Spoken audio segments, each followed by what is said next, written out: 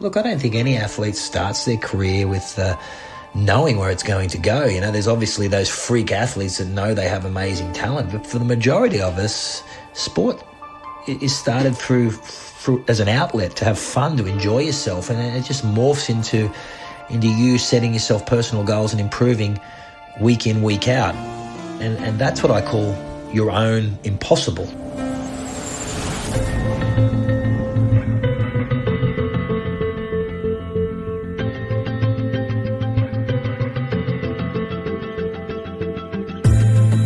Welcome to the Greg Bennett Show, presented by Any Question. I'm your host, Greg Bennett, and I've just had a really fun conversation with a longtime friend and peer, that somebody I used to race for many, many years, Chris McCormack. Chris was first on the show way back at the start of 2020, 3 years ago now, and then he was on a year later again, but we haven't spoken for 2 years. We do give some fairly strong opinions on the athletes of today and the events of today. We have a bit of banter. This episode is probably less about Chris's journey into the sport and his career, because we've done that already in past episodes. So this one's more the two of us just discussing the world of triathlon. Before we get right into the world of triathlon, we do kind of look at everything that Chris is up to, and it just blows me away, everything that he has going on, from running the Super League Triathlon series to Pho3nix Foundation, which is, you know, the charitable arm that he works with, and then of course all his work with Bahrain Endurance. But it's just a really fun conversation. A little bit of housekeeping before we go on. I'd love any feedback you can give me. I'm always happy to discuss on, you know, Instagram messages. If you want to DM me, I do my best to get back to you. If you think I'm doing a great job, I'd love a review on Apple. That'd be fantastic. It just helps position this show higher on the rankings. So you'd be doing me a huge favor if you did that. And finally, I'd love you to go check out Any Question. You go to anyquestion.com. Go check it out, or download Any Question on iOS or Android. And there you'll find some of the greatest athletes in the world in swimming, cycling, track and field running, hockey, and surfing. We have so many sporting channels, but we also have new channels in the world of pets. If you own a dog, we have some of the world's greatest dog trainers giving advice. They're there to answer any questions you do have. But we do have about 45,000 answers across 20 plus different channels. So go check it out. And we'd love your feedback on Any Question as well.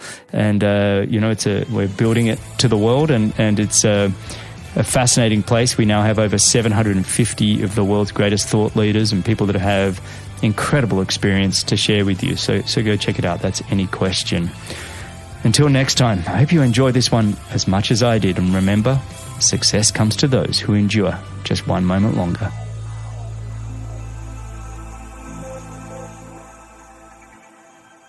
All right, today I'm joined by one of the all-time greatest to ever do the sport of triathlon, winning ITU World Championship titles in both the Olympic and the long distances, and 2 Ironman World Championship titles.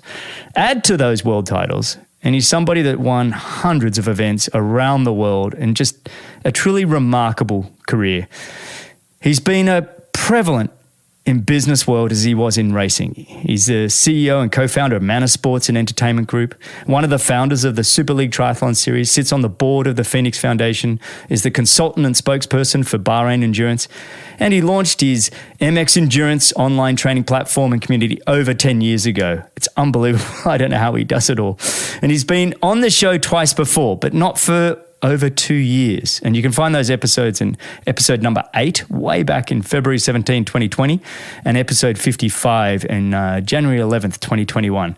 So over 100 episodes ago. It's been a long time coming since he's been back on the show, but he's been a friend of mine for, well, I think almost 30 years now. I'm really dating ourselves actually by saying that.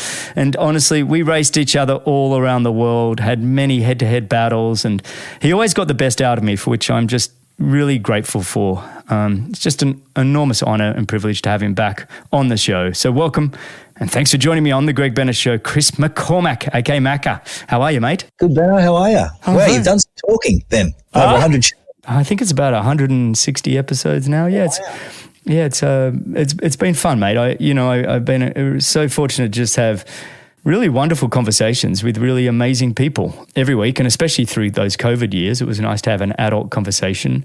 But where are you, mate? Where are you calling me from? Sydney. I'm in Sydney. COVID brought us back to Australia. Oh. We were living up in Thailand, and then my eldest daughter was at boarding school in Australia, and we used to come home every 3 weeks to see her, one of us. And then I remember coming home and ringing my wife in Thailand with my other 2 kids and saying, I think they're going to shut the borders down here, and they did. And they locked us in Australia for 2 years. So our whole life got sort of swung around on a swivel, and my other 2 kids are now doing school, and we've settled back in Sydney. So I haven't lived here, as we said before the show, I haven't lived here for 25, 30 years, being away. So it was quite an adjustment, even though I have an Australian passport and I've always been a proud Australian. It's when you grow up as an expat, I guess, it's quite a difficult adjustment coming home. Yeah. Are you planning to stay there for a while, or are you looking to go anywhere else?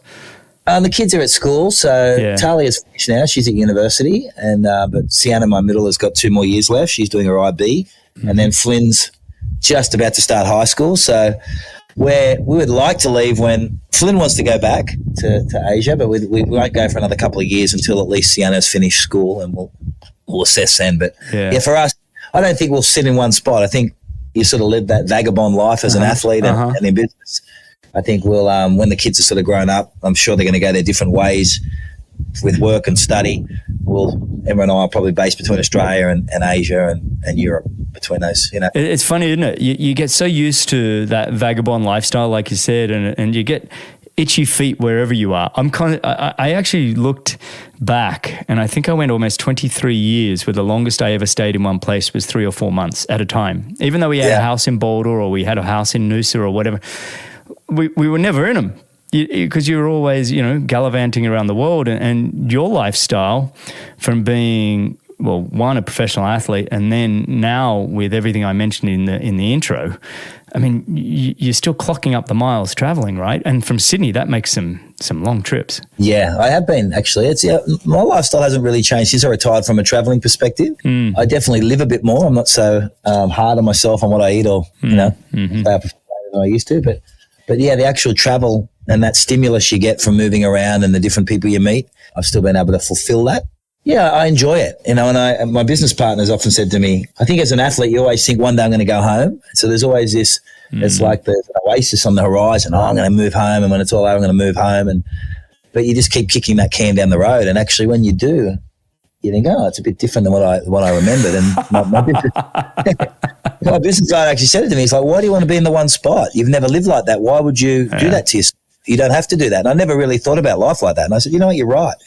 And so, I think whilst it's a different way than many people live, we enjoy it as a family because it's sort of all we've ever really known. I actually think it can also bring your family together and be closer to moving. I've seen it with a lot of friends that were either Navy brats or, my brother and his family have had to move. He's a chaplain, and so he moves from different high school to high school. And I'm kind of like, their families are so tight and well connected because they've always had each other as a core. It's not about creating certain friends and having them for 12 years throughout the entire amount of school. So I think there's some positives potentially to it. I don't know. No, I agree. I absolutely agree with that. Yeah. Absolutely. Yeah. I mean, Laura and I talk about, our kids are only 2 and 4. We're about to turn 3 and 5. And so but we kind of look at it. We want to be almost in a place for every kind of little category of age group that they're going to be in, and spend a few years in each place and just keep moving. And again, I think it's just something we all got used to, that we can create a home.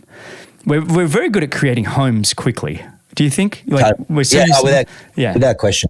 Yeah, you integrate into places because that's all you've ever known. You sort of come in, you find your bearings when we used to from a training perspective, and then you meet your friends and you meet them at the pool, and you just sort of you're exactly right. You make homes everywhere you go, and my kids grew up my kids are a bit older, right? They grew up on the circuit, so they were very used to moving around. Yeah, my daughter went to school in the States, she went to school in Asia, she went to school in Australia, so they've had quite a mix of exposure to different things. And I do at times being back here, and I guess COVID did it to everybody, think, you do see the great things about living in the one spot, like I am here in Australia. And I do see the negative side of it, where it's very much one view, you don't see the bigger, broader world out there that my kids have been exposed to without question. So No, it's great. You and I are very much on the same page as that. Maybe we just got to get a few homes all around the world and we just share them.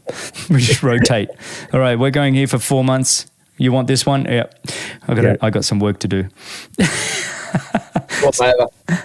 Well, mate, today's episode, I wrote you because I wanted to, like I said in the intro, we've known each other a long time. We've both been incredibly passionate about the sport of triathlon for a long, long time. And I thought what we could do in this episode is basically I'll pitch some questions out to the both of us and almost open it up for discussion and share our views, if you like. But before I do that, I wanted to just get dive in just quickly about, what you're up to with Manor Sports and the entertainment group and the Super League and the Pho3nix Foundation. So tell me, how's the Super League been going for you? I mean, I watch it. I've had people like Hayden Wild on the show who's been absolutely, he comes from Super League, if you ask me. You guys developed that guy. How's that all going? It's good. It's great. It's established now without question. It was very difficult during COVID, obviously with the lack of events worldwide, but we had the funding there. So, we survived COVID. We pivoted and created an Arena Games, which was an online version using Swift, which now we've aligned with World Triathlon as a push towards the LA Olympics. As a lot of these Olympic sports are trying to pivot into this, not visual world, but this online sports world. But that was good. So, for Super League has been I think Super League for me was as you said earlier, I sort of left the sport of triathlon. I love it. It's been my life. I'm forever grateful to triathlon because my friend groups are from triathlon. My life is from triathlon. And I saw Super League as sort of not my giving back to it, but I was still able to push my passion into what I loved.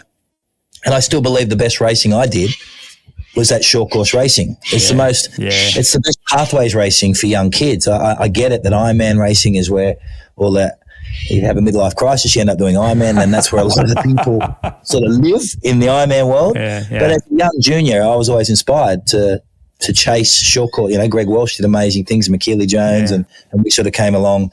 And that young generation of kids, they're not looking at Ironman going, oh, geez, I can't wait to do that. I do believe you need these short course high performance routes. So I really wanted to push that with Super League. So, it's been going well overall. Well, any big plans on the horizon, 2024? The lucky thing, I guess, for triathletes nowadays is there's such a full racing calendar, right? It's amazing. And there's so many events that they can do. And so, there's PTO events and there's Ironman events and there's World Triathlon events and there's World Cup events and there's everything. And then there's Super League events now. And it's a matter of working with, the push and pull of working within that ecosystem of so many stakeholders. And in the beginning, I used to come at it from the athlete's perspective and go, oh, look, they probably don't want to race here.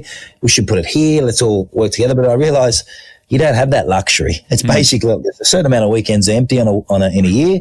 Take it or lose it to some degree. So it's not really any cohesion amongst the stakeholders within the sport. They definitely exist as individual entities and they do what they want when they want, which was not what I was hoping. It was not the utopia I was hoping to get to in triathlon per se. We'll have 6 events next year. We still want to stay like the Champions League of racing, and my aim, or our aim, is to pivot it into that teams direction, bringing on team sponsors and giving younger athletes the opportunity to make an income from being, take in our 8 days, a Benjamin Sanson type athlete who was a fantastic swim biker, wasn't the greatest runner, but could finish top 10 in races and was always at the forefront.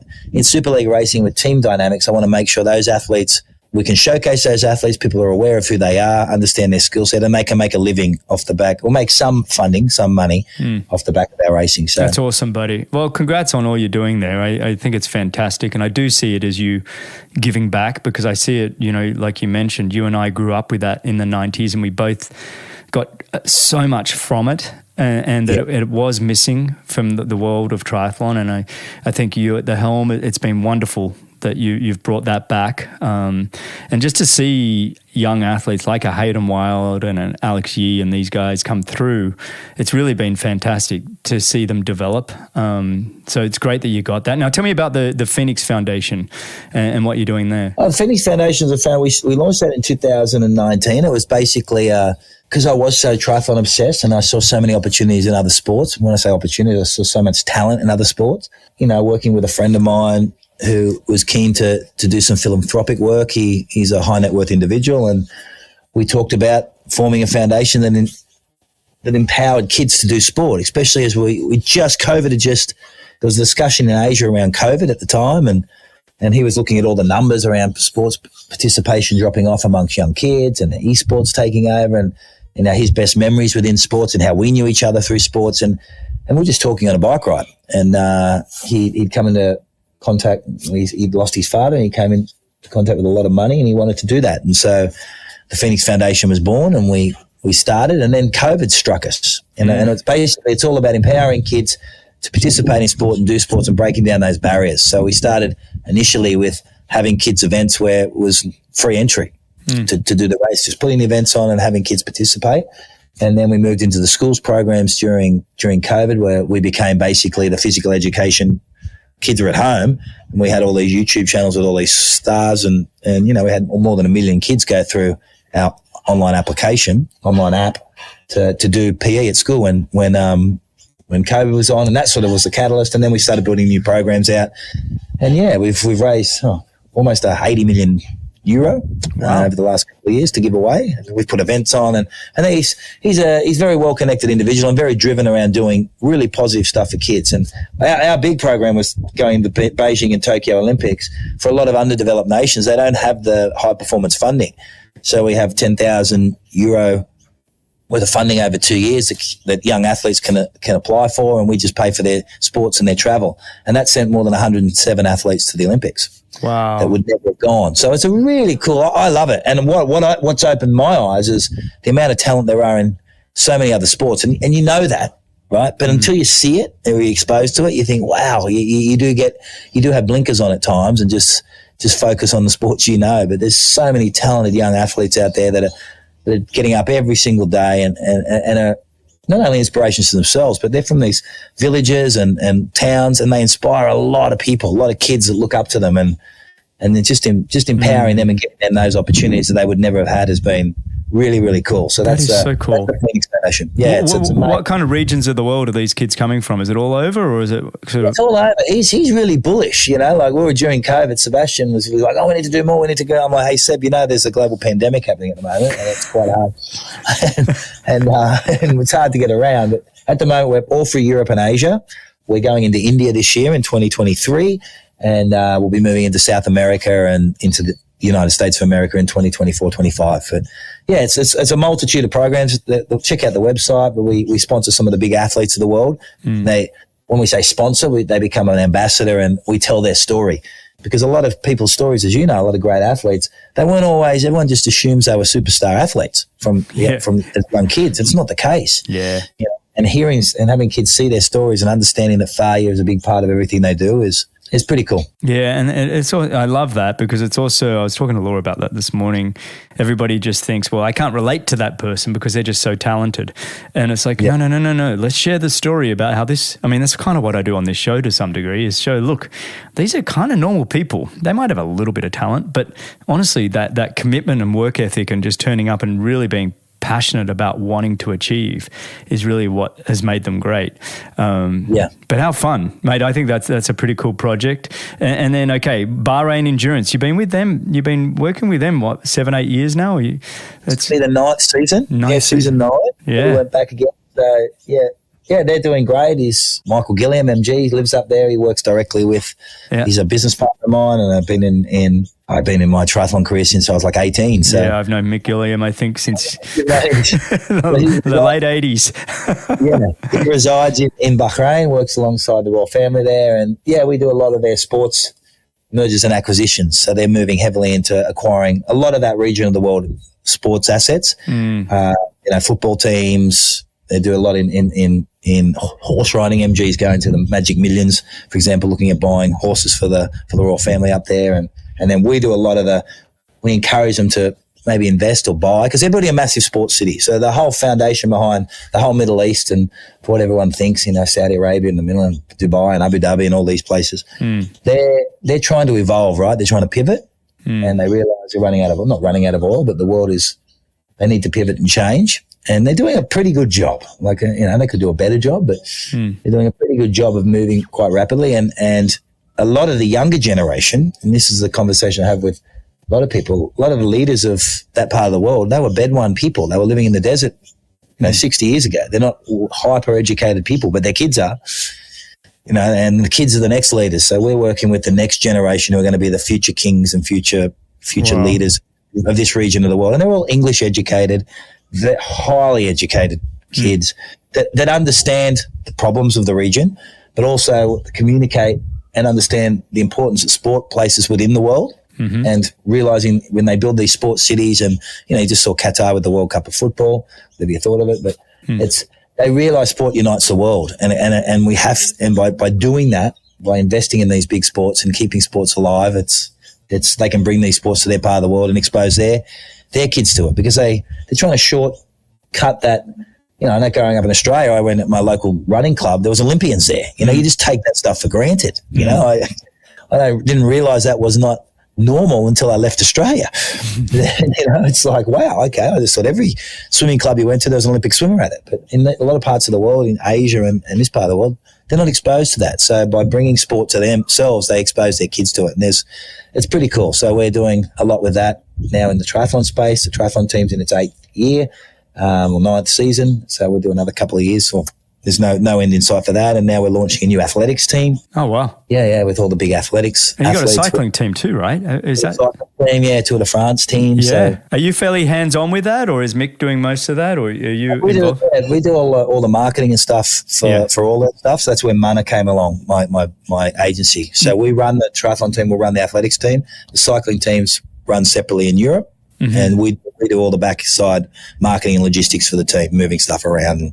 That's awesome. And are you still involved in your MX Endurance, or it used to be called Macca Endurance, right? Tim Ford. Tim Ford. With Tim, yeah, he runs most of that.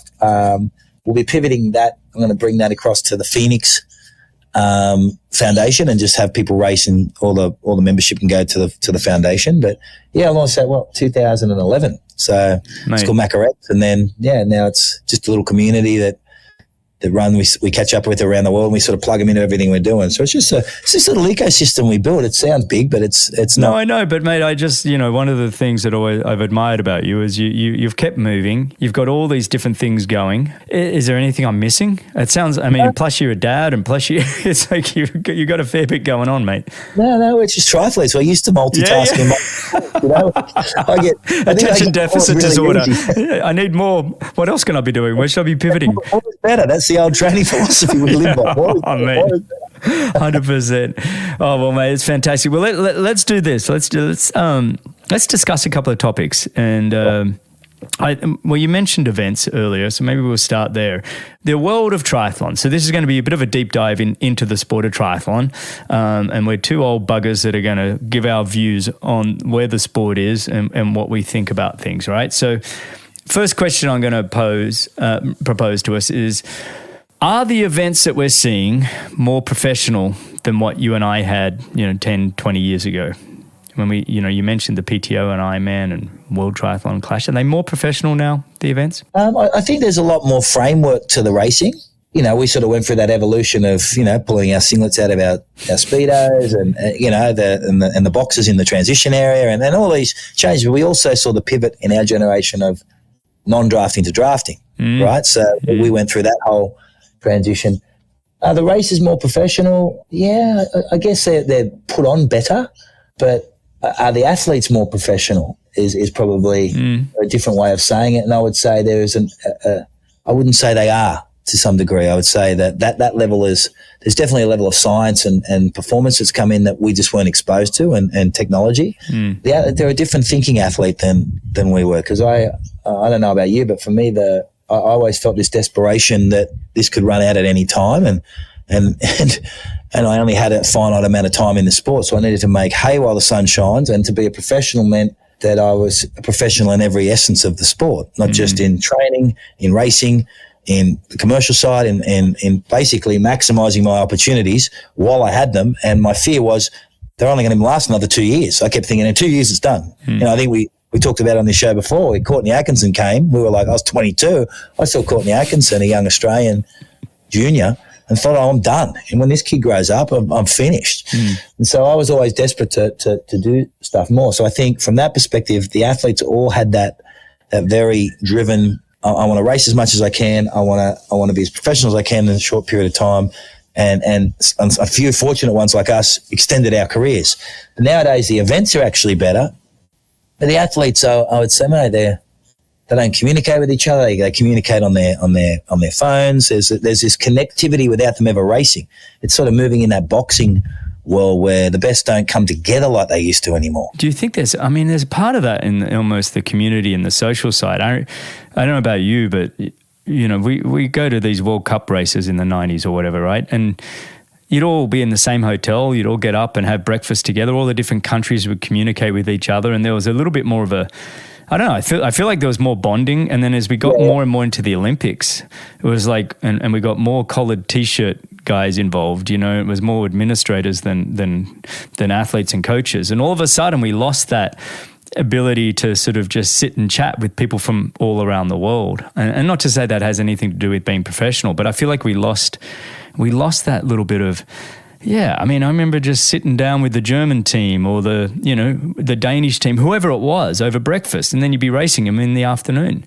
I don't feel like you have that as much. Have you got that in the Super League, that they all stay together? Super League, I tried it's basically a traveling family. Is all. And I think talking to the athletes, that's the comparison they make between the two. Yeah. So it's just great to not have all those, collared shirt administrators there, and for them to be able to hang out with their peers and have breakfast with them and train with others, and then race their butts off in the afternoon, and then get back on the plane and fly to the next round the following weekend and unpack the racing on the plane and go, shit, you race good, I race shit. See the disappointment on some guy's face and the elation on someone else's face. That whole emotional circus that is a series that you're in. Some people are racing well and there's an envy to it. And it's like, geez, I want what he's got. And some people are, and that's what I think Super League does have. I think you're right. You're easily removed nowadays from that World Triathlon circuit. They're in and they're out. Yeah. And so it's a much more isolated. And I think that's probably what I meant from the professional side of you.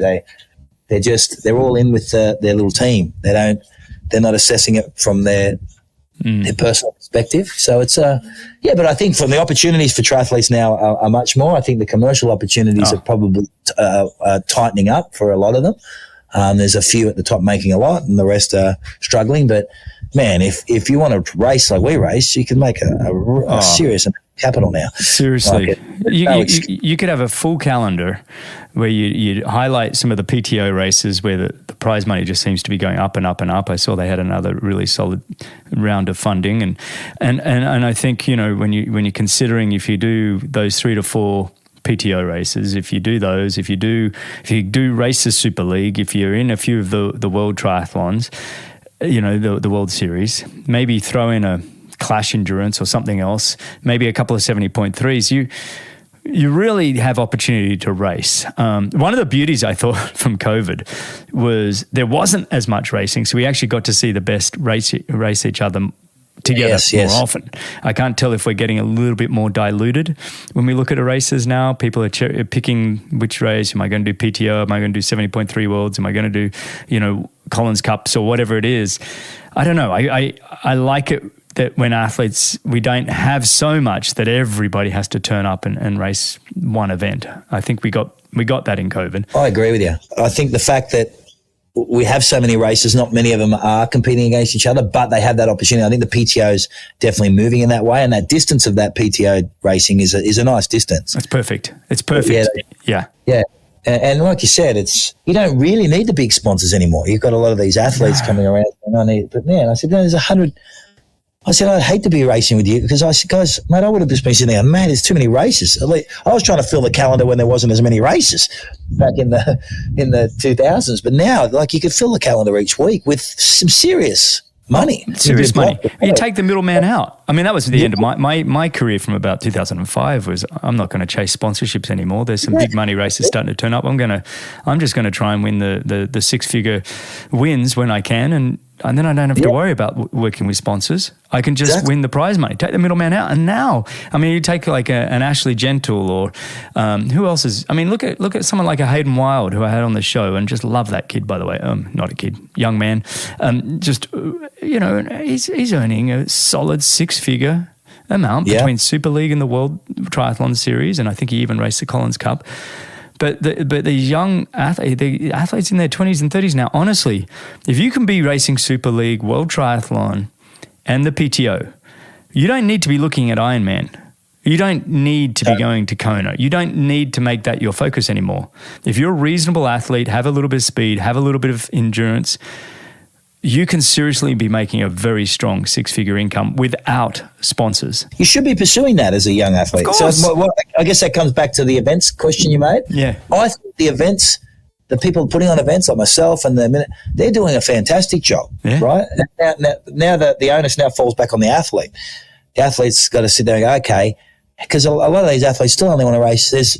We used to complain there wasn't enough events. Now you've got an oversupply of events with great money. A lot of the athletes pick and choose. Oh, I'm just going to do 5 events this year. And on my argument to the athletes is, man, like you're in the Garden of Eden. Race. Don't take it for granted. Like it could go away tomorrow, right? Like, I mean, race, you know, like make hay while the sun shines, guys. Yeah. You know, like and that's sort of where I think they've been, they don't realise just the evolution of we've got to get to this point in the career, in the sport. And a lot of people, it's not enough money. I'm like, what do you mean there's not enough money? There's plenty of money. There's plenty of racing. And just, to your point, it could all end, and it will end. It's not if. I used to have this mindset. I remember with Lifetime series in the US, and then they came up with, that whole series, and I was able to focus on that. I'm like, it's going to end. Bram McCarty is a nice guy. He's the CEO of one of the world's biggest gym franchises, with Lifetime Fitness, and he loves the sport of triathlon right now. Now.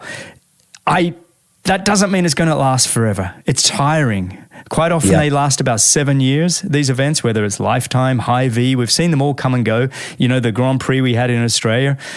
Yeah. They don't last forever, but when they're there, grab them. Them. I agree with you. Absolutely agree. Yeah. And that's the lack of, I think that's what I was saying about, because it's probably the wrong word choice, professionalism of the athletes. I think it's the youthfulness. Maybe I'm just old now and you're looking through experienced glasses and you're like, hey, man, if I was you, hey, race, man. Yeah. But after that, because I was talking to a bunch of them about the 2023 season, because this August period's so stacked now with Ironman being flipped around for the men. And of course. It's just the whole, and the test event and, especially with the Norwegians. And they're like, but at least they race. Like, and talking to Christian and Gustav and that whole Norwegian team, they laugh. They're like, everyone's preparing. Everyone nowadays prepares. We just race. Yeah. I'm like, man, I love it. Like, how hard is it to come back and forwards? How are you doing it?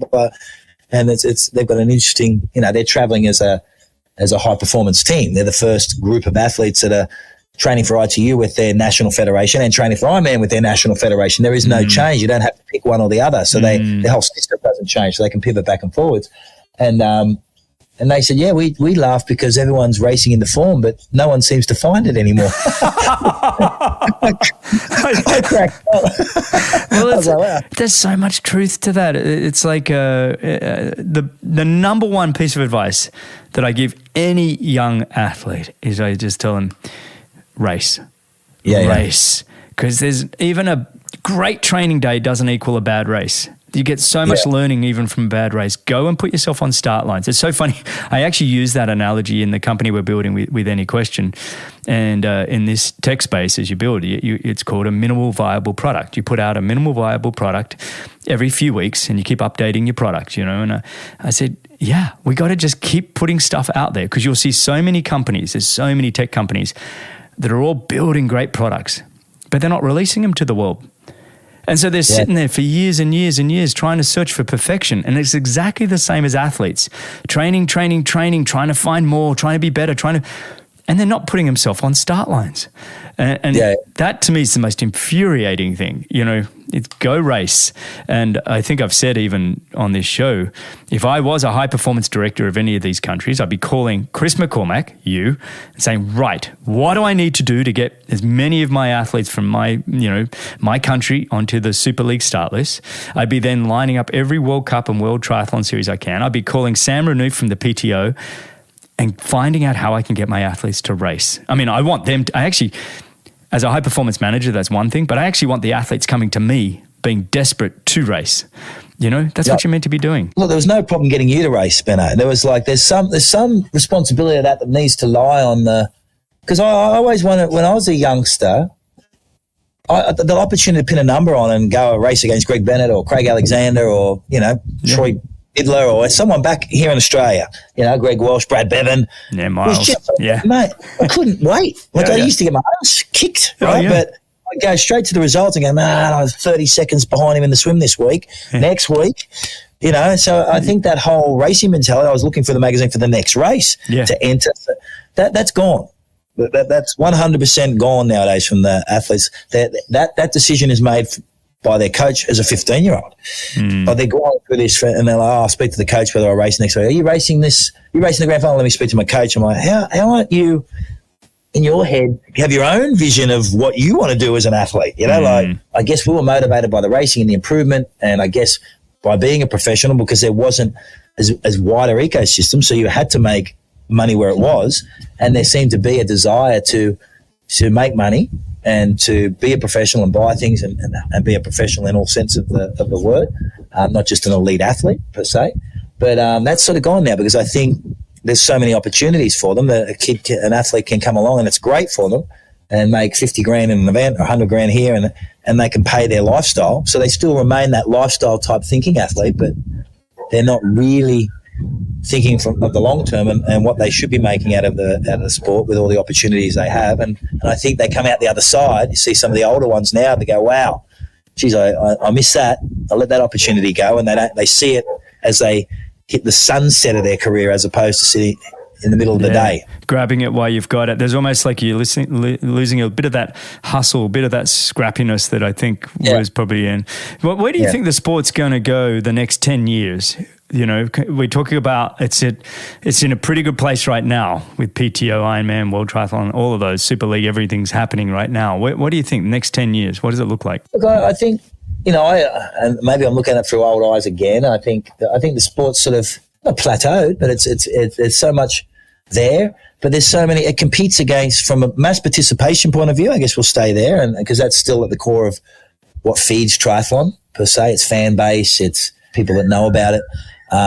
There's so many opportunities. This ultra running's become big. This gravel riding's becoming bigger and bigger, and you're seeing a much more pivots between age group triathletes in their 40s, 50s. I know a group of my friends that I grew up with here that they do a bit of ultra running now, where they used to just be triathletes.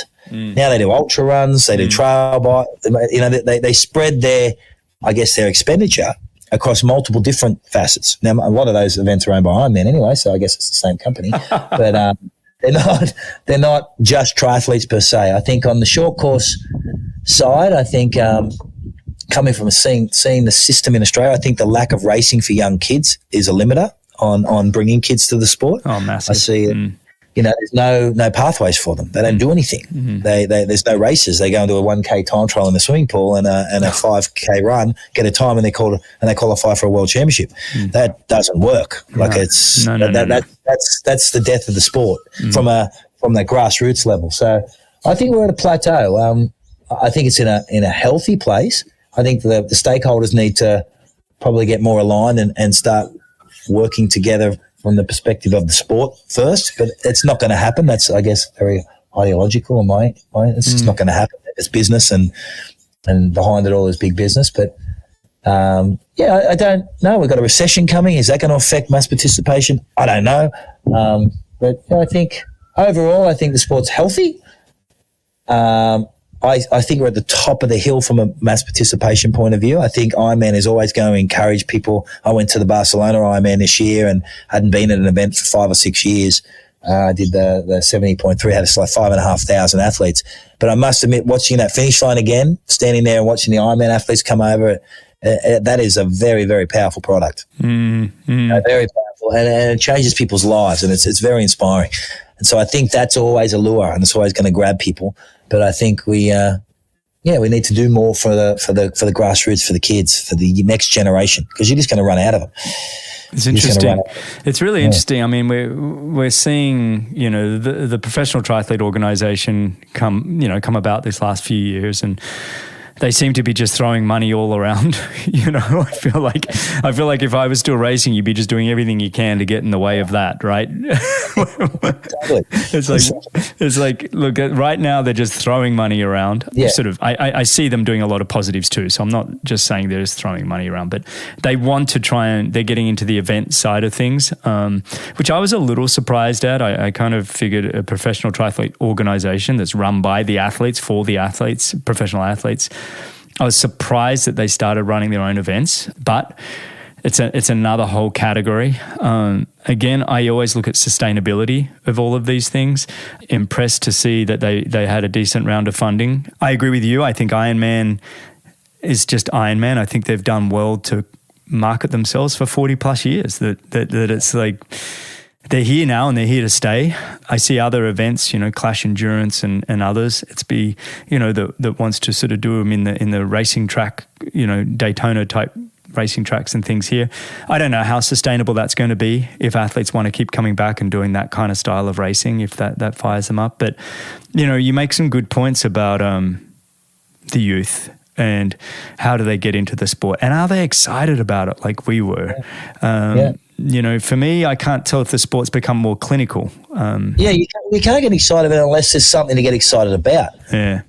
I think young kids are just as inspired as we are. Yeah. They're exposed to so much more than we were. It was very pinpoint. Turn Wide World of Sports on, there it was, right? Yeah. So now there's so many avenues that communicate with young kids. We just don't give them any racing opportunities. Look at the best countries in the world. They also have the most amount of events for kids. Oh, for sure.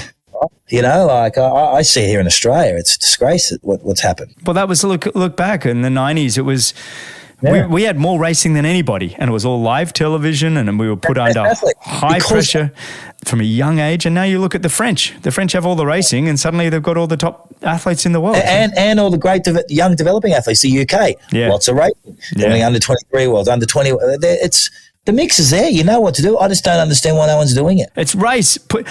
Just races, people. We don't need high-performance pathways where we test and study athletes and we get more people with collared shirts on trying to tell our athletes how to race when there's no racing.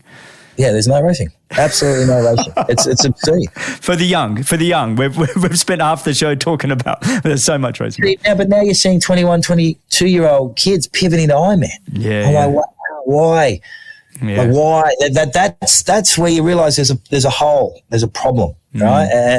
And I think we were very fortunate that there was a crossover between, it was like there was no 70.3, so you either did our ITU or World Triathlon Racing or Ironman, and there was a few Chicago's and those big events out of the States that existed, but the crossover was now there's such separate entities that an athlete pivots from one to the other and they're done, right? So you're getting, I find these young kids, 23, 24 doing Ironman and they're fast. Don't get me wrong. I'm like, of course you're going to be fast. You're 20, but man, how long's your career going to last? I know that beats you up. Beats you up, man. And takes away your speed, which is the only thing that differentiates age from youth. Like, keep it as long as you can. Yeah, that's interesting. Watching this Ironman, Kona Ironman last year was just insane, and how it was. I think it was the youngest podium finish ever, right? And those four guys that all went under 7:44 or faster, all very young. It was a hell of a race, but my goodness, that I like you, I was like, wow. Is that sustainable for all of them? I mean, maybe you and I are going to be completely proved wrong. I agree. There's a lot more science behind it now than there was in our days, and they're a lot more dialed in. Yeah. And for whatever reason, I find that maybe talking about it from the history of the sports perspective, sad that there's such a rush to get to Kona, because is that the only pathway that they see right now? When there's the Olympics and there's the World Triathlon and there's so much. There's so much. You win your Super League, isn't it? You win your Super League $100,000 or something. It's like $100,000. It's like, you make $250,000 if you're to win, like someone like $250,000, man. Like I remember thinking, wow, if that was my days, our days. Mate, I would have done that. I'd have been a World Triathlon. I would have popped a couple of these 70.3s. Yeah. The PTO races. PTO races all over them. Okay. Here's a question for you that we can both discuss. How competitive do you think we would be now? Look, I think the equipment and technology has taken it to another level. 100%, yeah. You see that in we did that sub 7 event this year, and I was able to get behind the scenes and all the new tech with shoes. And it's not like I was definitely one of those old school guys like yourself that I can train harder than anyone. I'm going to beat you, right? So, and that was sort of my modus operandi, really. It was just, okay, just train hard. And I never really got into the equipment stuff until we started doing the non-drafting in the States, and I realised that TT bikes and that did matter. No, I remember being with you when we first got aero bars. And yeah.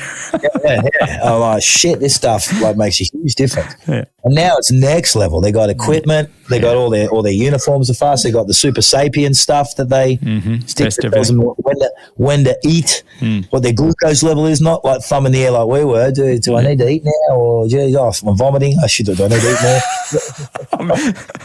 I think athletically we're just as talented. I think they're much more dialed in. They're much more aware of the numbers. Because I had this conversation only recently. They're like, power meters were around when you were racing. I said, I remember the first person I ever saw with a power meter ever in my life was Chris Lieto. And I remember thinking, what do you want to measure your power for? Well, what's that? And then everyone had them. And I remember getting one, an SRM, because everyone else had them. But remember the SRMs had a 3% difference? It was the standard deviation was out. We didn't know if it was right anyway. And that was the best you could get. Yeah. And then I was looking at the numbers. I didn't even know what they meant anyway. So I was like, who cares? Like, I never looked at it. So, we used I did Kona on a Timex watch. I used to click it and watch and run every mile. I hope the mile markers were the right distance because that was my run pace. Yeah. But now if you watch Kona this year, you watch Gustav Eden, he's looking at that watch and that pace every, I'd say 150, 200 metres, he glances at his watch and that's giving him instant pace. So they're able to control things a lot more. I think it would have been just fine competing in this era. I just think there's a lot more you'd be exposed to and have to know. And, speaking to Blumenfeld and these guys, they know their blood work, their numbers. It's quite impressive. It's quite impressive. But it's funny, I'm not sure my personality would have loved the racing today. I'm not, don't get me wrong, I don't mind a little bit of data. I don't mind a little bit of science. But I kind of look back and go, I had a little bit of talent, but I love the fact that the sport was open to whoever wanted to just grab it by the bit and just work the bloody hardest, right? And it was that kind of mentality that I loved about the sport. I loved it. I'm not saying it was the right way to train or anything, but because it was a little bit the Wild West, and we had a bit of an idea how to train, but it wasn't like today. That for me personally, that was how my personality would have worked. Whereas now, I just think the data would have hurt me more mentally than it would have helped me physically. I think it would have outweighed it. All sports have gone through this evolution. I'm a mad boxing fan, and you see the fighters from the 80s and, the Ray Leonards and the Roberto Duran, these fighters that were scrappers and hard men. Man, they fought. They had some skills, don't get me wrong, but there was knockouts and everything. And now you move to the Floyd Mayweather era and this modern era, it's a lot more refined, and they're all so, it's more boxing. There's not the big knockouts anymore. There's not the big on points, and it's what I see triathlon has become. There's no more of that brave racer that just can get away with it. Everything is so refined. Like even watching Kona this year, they just ride in those numbers. Guys drop off and I'll see in 6. They've lost that spontaneity of the race. Like your whole win in Monaco for that World Cup in 1997 was because you made a decision early on that bike. I'm going. Yeah. And you like under the new, you wouldn't have gone. No, that's true, isn't it? You lose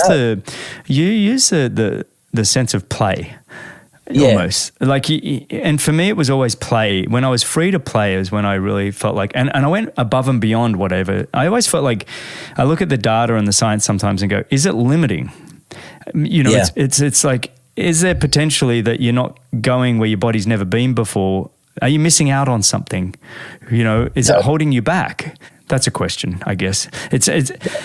I think it would have been interesting. Like you, I agree. I think we would have been competitive. I don't think the body makeups are that much more different. I think the way they're training, the equipment for sure. Have you put on a pair of those shoes?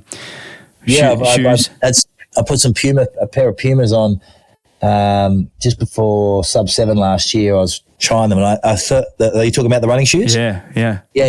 And I thought my Achilles was going to, because they give so much back. I actually thought, geez, this is just going to kill my Achilles off. Like I can tell. But then when I went back to them, the guys were like, no. Get used to it. It's just the new firing of your Achilles. It's taken all that shock pressure off your Achilles and it's giving back in the thing. Just play with it. It will not blow your Achilles out. And he was right. And I tell you what, you're like, come on. It's insane. It's insane. I'm like, come on, man. It's insane. I put them on at the back end of an Ironman when it's all DOMs.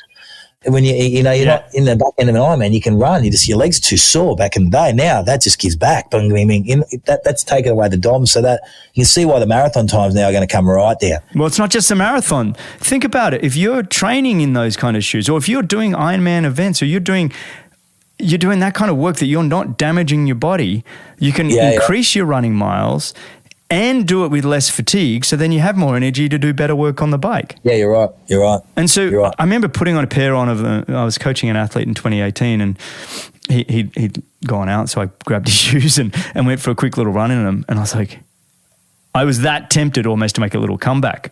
I was like, holy crap. And look, I'm not taking anything away from today's athletes. They're phenomenal. It doesn't turn donkeys into racehorses, right? No, exactly. But, amazing. I think it was Terenzo Bozzoni.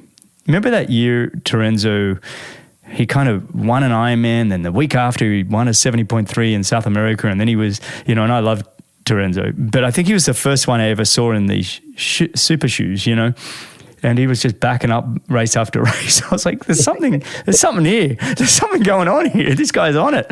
He was an early adopter, and he did such a good job with it. Yeah, without question. Yeah. Without question. And the bike technology now with all the, the 3D printed aero bars where they can get in these amazing tuck positions. How are they allowed to do those? Some of it. I thought it wasn't illegal to have the. You know how they have foils around their arms and everything now? I thought we weren't allowed to do that. 3D, they get everything 3D printed. Yeah. So everything's 3D printed. I don't know, and they work. So if you go to a canyon or I don't know if Specialized do it anymore, but a lot of the big, you go in there, you do your fit, and then they 3D print the bars. Like we used to just get what you got, and then and try and tilt it up a little bit and. It's just there's so much more that they can dial in without question. It's really cool. I love it. I think that evolution of sport. Oh, for sure. Something that I really enjoy and like, and I think wow, it's cool to witness. I think we very easily forget how good some athletes of the past were. Like Mark Allen was phenomenal. Oh, mate. And had the Olympics been around, he would have won the Olympics. But I never won people say he never won the Olympics. I'm like, mate, there was no Olympics around when he did. Yeah, no. Sport. Okay, well, let's throw this one out then. Who do you think's the greatest we've ever seen do the sport of triathlon in the men? I'm still a Mark Allen fan, just because I guess I looked at him through kids' eyes as well. He was such an inspiration to me. But I do think Jan Frodeno is the most balanced across the disciplines. Christian Blumenfeld's getting there, but Alistair Brownlee is the one who's excited me the most as an athlete to watch. Like I watched that 2009. I watched him in Beijing in 2008 when he was on the front. And then that 2009 season, I was sitting in Boulder preparing for it. Mate. And then that whole journey to London, mate, what he did in that 3-year period was just night and day against Javier Gomez, who was the king. Mate. People forget how good Javi was, mate. And then, and he took out Jan Frodeno, the Olympic champion, who shone a little bit in that period. You were racing that period. But when Alistair was on and not injured, the guy dominated, and he could do it from anywhere. He'd lead the swim, he'd dominate the bike, he'd smash the run. Well, okay, I'm not running much. He could just do what he wanted, and he changed that whole. So he excited me a lot, without question. So you've been very political here. Give me one of them, and then I'll tell you mine. Oh, I think my favourite's Mark Allen. Okay. All right, so Mark Allen for you. I'm going to second your Mark Allen, and again, you and I are probably a little bit fans, groupies, whatever you want to call him, Mark Allen. But I also, watching Mark Allen and the way he moved, the guy, not that how you look has anything to do with performance, but the way he moved through the water on the bike and across the ground. And I think had you brought him into today's era with the bikes and the running shoes and everything else, I still think he'd be the man. Like you, watching people like Alistair Brownlee, there's just a mongrel about him, that there's a grit that you just get inspired by. and honestly, someone like a Javier Gomez, I mean, his record, he's won more races than Jan, Alistair, Johnny, everybody combined. The guy has won because he races. I've never seen anybody race more than Javier Gomez. So in terms of wins, I don't think anybody's going to, and the level of wins. I mean, we're talking, he's got like 10 world championships or what. I mean, the guy doesn't stop winning. And then Jan Frodeno, he just looks so good. So you're right. It is a tough group, but I'm going to go with Mark Allen as well. How about in the women? I've always loved MJ, Keely Jones, because I lived with her and lived for that whole era and watched her race and her performances at World Championships. And she was never going to do Ironman and came and did it twice, got second and a first. She won the silver at Sydney Olympics, which should have been a gold. Which was a gold, yeah. It's like, I just think, and people are unaware, it was understanding the time which you do, what certain events meant during that time. Like to win a Chicago back then was as big as anything there is today, right? To win an Alcatraz, she won like 8 of them, 9 of them, and what she won was remarkable. People look at them and go, well, what's Chicago mean? I'm like, well, at the time, there wasn't any other races. Yeah, Chicago was a world championship. Everyone was there.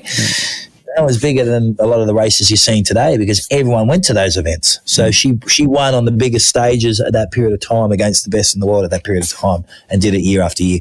You know who I'm enjoying now, if you want to talk about today's generation? I agree with you with McKeely, by the way.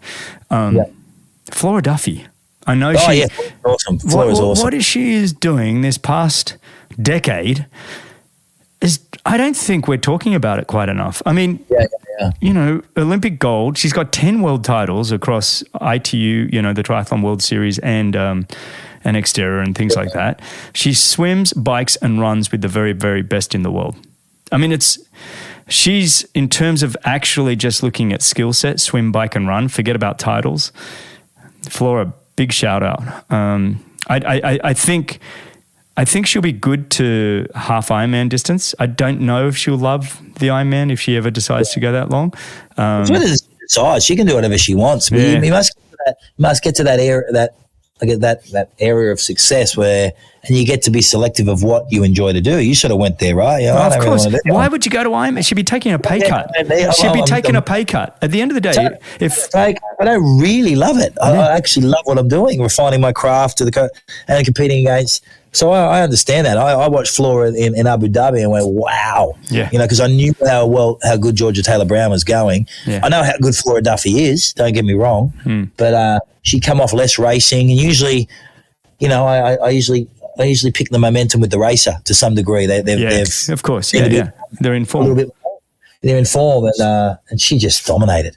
And when she did, she'd come off that 70.3 where she was 5th and she was, I think, disappointed with herself more than anything, and just went, you know what, I'm going back to what I love, and I look at her and think she's the one to beat in Paris, and I agree. I'm with you.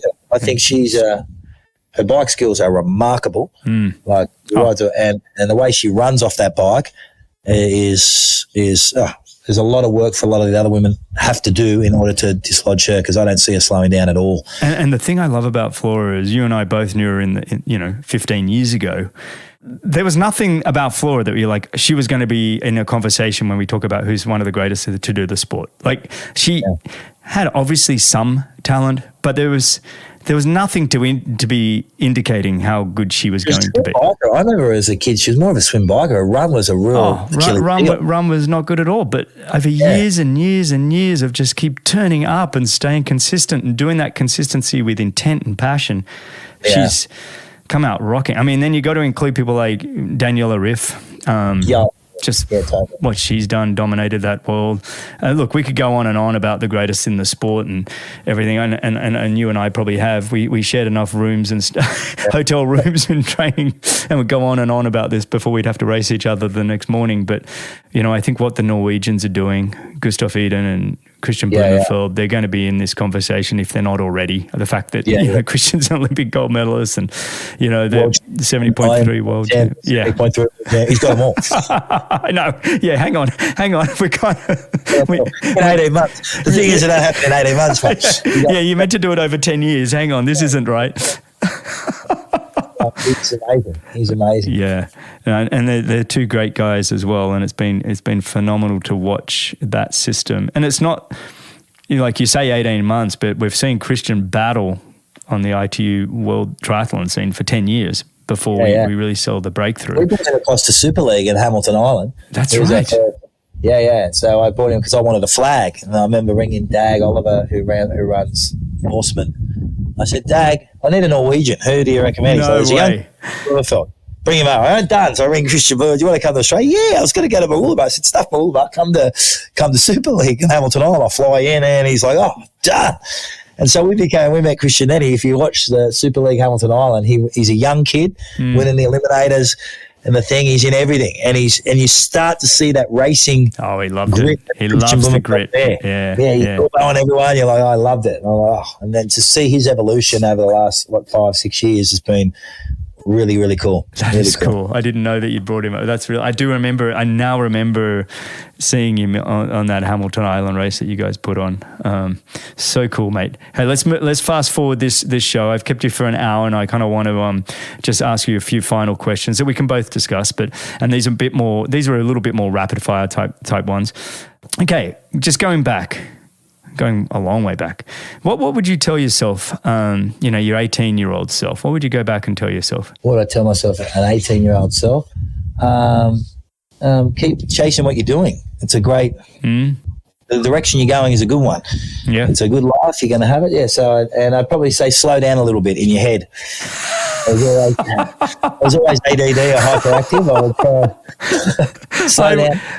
I wouldn't want you to slow down, buddy. That wouldn't have been good for the rest of us. I think, I had Belinda Granger on and we were discussing the greatest storyteller in the world is Chris McCormack. And it's just so fun to, sit down, have a drink with you and share stories. I'm going to answer this one too. I think I would go back and tell myself to just be a bit more confident. I think I lacked... I always thought everybody knew what they were doing, and I felt a little bit. I'd go back and give myself a little slap and say, "Hey, it's okay. Be confident in who you are and what you're doing." All right, mate. Here we go. Next one. This one could be a bit tougher for you, but who would you want to have dinner with? 3 people, non-family, living or dead, that you'd want to have a dinner with. Anybody in the world. 3 people. I always go Muhammad Ali, and I know everyone says that, but I would love to sit down and have that conversation. Have a dinner for sure. I'd like to have probably my mum again.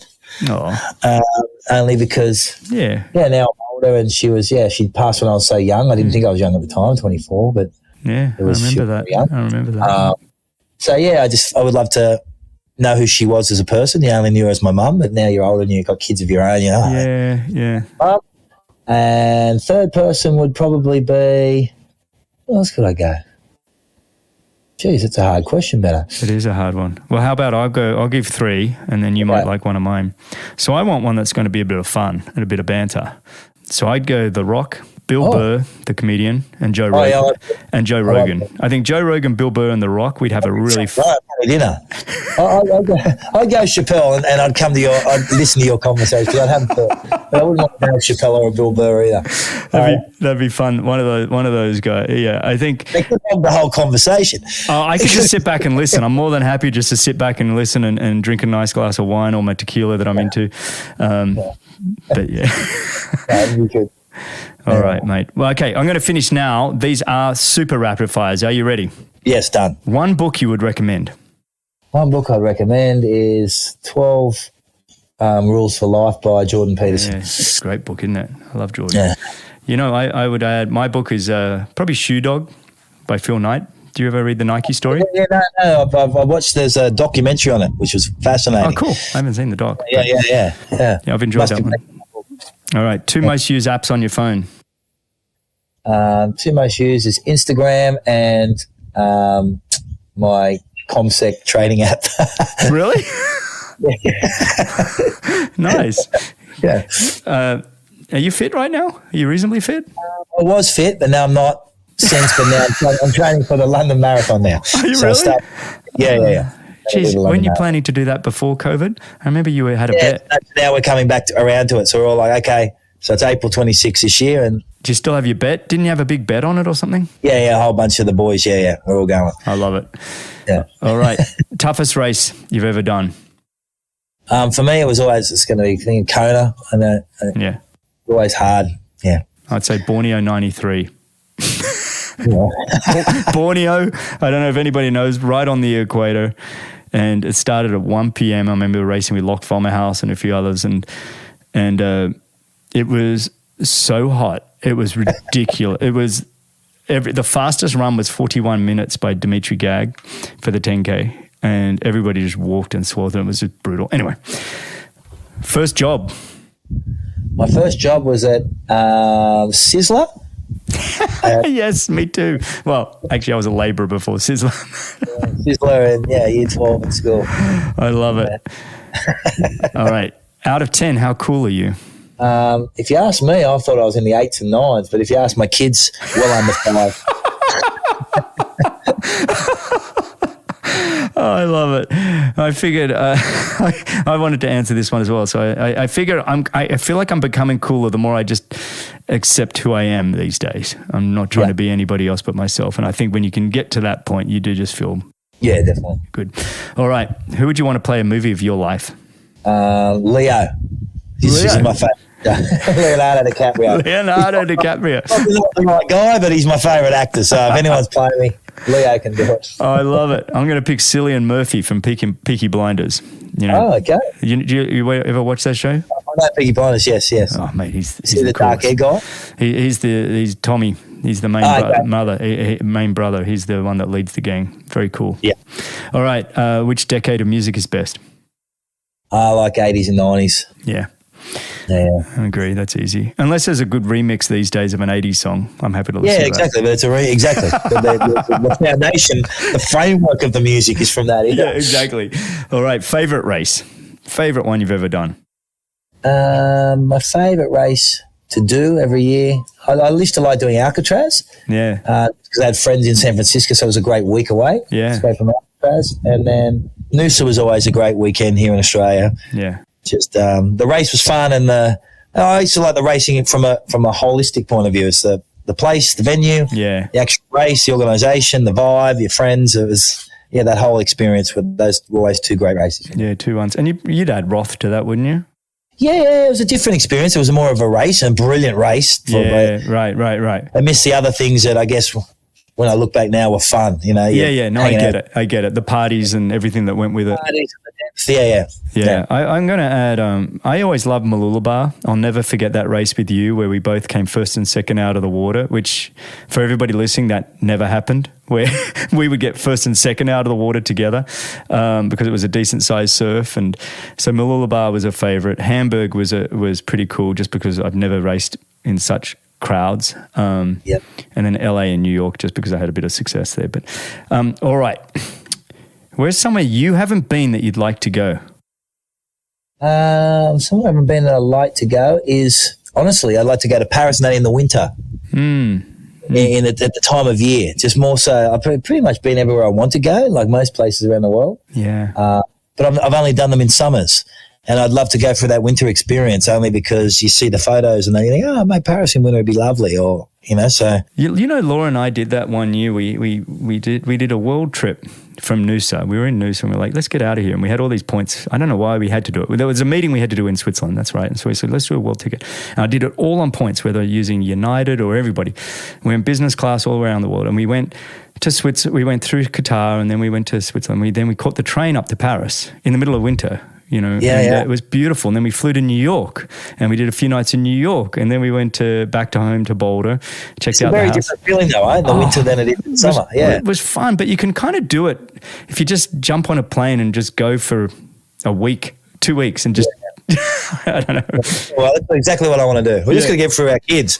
I know. This was pre-kids for me. Yeah. Come on, kids. All right. Last question of the episode. What's your greatest movie of all time?